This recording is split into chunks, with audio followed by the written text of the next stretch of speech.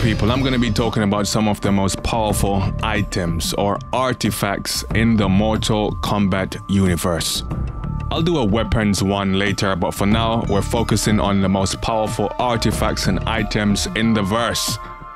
There's some you probably never heard of, and this one is likely one of them. Why? Because not a lot of people played Mortal Kombat Special Forces, because the game was terrible. Here's the item, the Eye of Chitian. Kano was the one who actually found this item and was going to use it to control people, and it also has the ability to open up portals to different realms. So Kano would have been OP with this item. Funny joke, right? Kano being OP, but nah, Jax found him, whooped his ass and took the crystal from him and then brought him back to Earthrealm.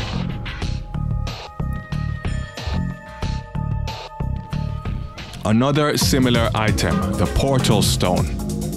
Belonging to the ojects, Kotal Khan and his family's special treasure. This allows the user to open up portals to different realms. Once again, same thing. Realm traveling in Mortal Kombat is a big deal. Powers like these are very useful. And yeah, you guessed it, Kano got his hands on this as well. You know, despite being such a jobber, Kano has actually had some of the most powerful items in the Mortal Kombat universe.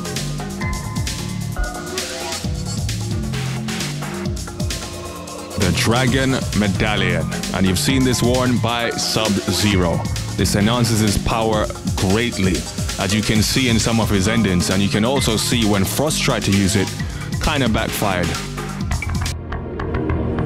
As they traveled back to the portal that would return them to Earthrealm, Sub-Zero revealed to Frost that she had been an integral part in the destruction of the Deadly Alliance, and that he was proud to have her as a member of the Lin Kuei clan. But unknown to Sub-Zero, Frost's true intention for joining the Lin Kuei was to become Grandmaster herself. She used her Ice Blast to temporarily immobilize him and rip the Dragon Medallion from his chest. As she held the medallion, she felt power surge through her body. Lacking the strength and discipline required to control the medallion's immense power, she was consumed by her own freezing ability. The Amulet of Raiden. Now, of course, this was an amulet given to Raiden by the Elder Gods as a gift, as some form of mystical power. We saw Raiden use this in MK9, where he was constantly looking at this item to tell him whether the future had changed or not. And in the end, when he was about to die, gathered broken pieces of this amulet and cast a spell. So yeah, this item definitely helped Raiden send a message back to himself in the past. So it definitely has magical abilities. But then again, you need to know how to use it. You need to know how to cast these spells. So this item would probably be only useful to high-level sorcerers and Raiden.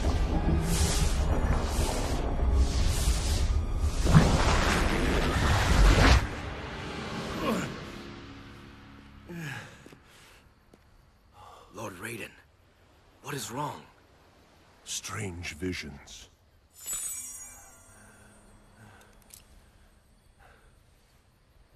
Your amulet. It is nothing, Liu Kang. The tournament begins.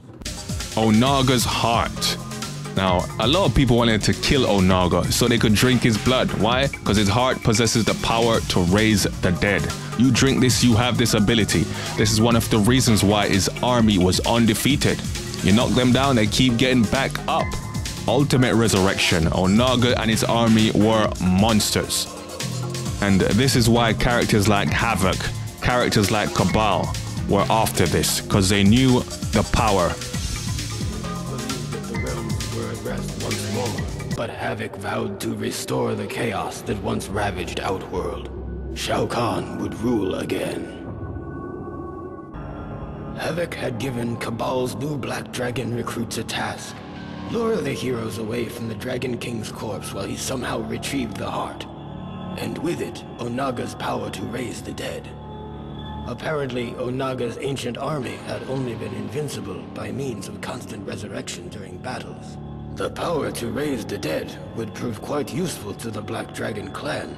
Cabal slew Havoc and took the Dragon King's heart for himself. Havoc was most impressed. Shinnok's Amulet. Probably the most popular item. Why? Because it was at the front stage in Sub-Zero mythologies and at the front stage in MKX. Very powerful item. In fact, a lot more powerful than they showed in MKX. In fact, they toned it down vastly. Now, this item has been retconned, has been thrown around. A ton load of people have had their greasy hands on it. And to be honest, Shinnok is the only one that could utilize its true power. This item allowed him to enter Earth Realm without the Elder Gods being able to interfere, open up portals, trap people inside, vastly increases the user's power. And of course, when you see other people use it like Melina, it hurts them, but it doesn't hurt Shinnok. Very powerful item, if not the most powerful item in the verse.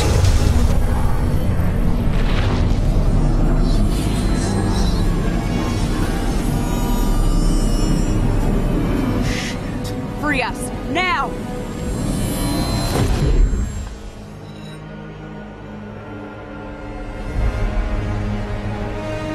Shinnok.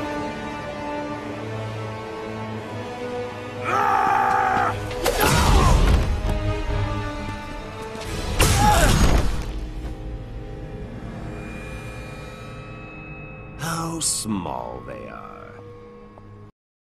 The Kamidogu, of course, this has been retconned as well. Now in the new timeline, a bunch of daggers.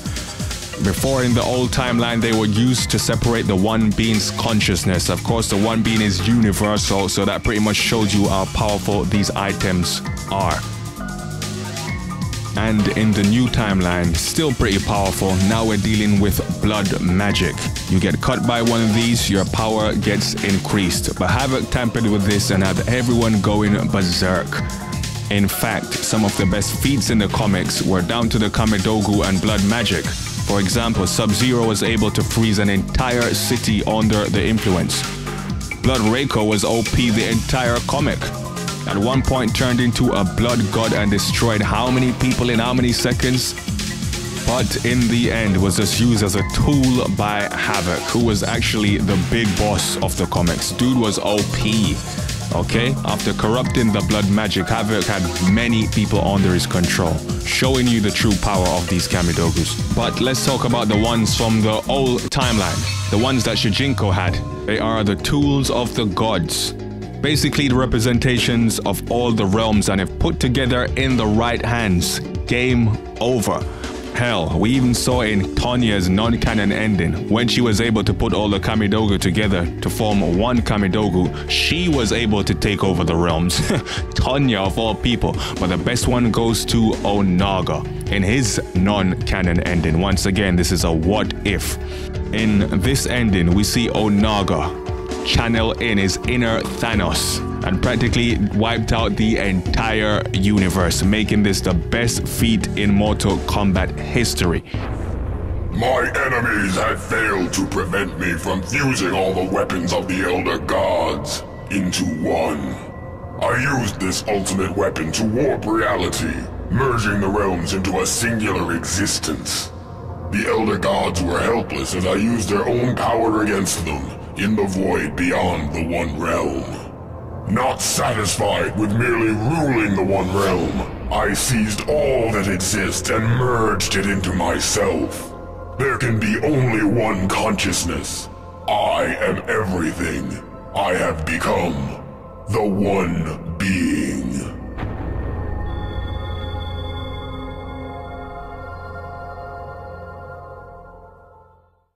But as you know, Onaga never got to complete the one Kamidogu because Chitian smashed the other ones. So yeah, it's a what if item, a what if artifact. But clearly would have been the most powerful item in the entire Mortal Kombat universe. And that's pretty much it. Those are the most powerful items and artifacts. I'll probably do best weapons later on. Obviously that's going to include stuff like Sento and Shao Kahn's hammer.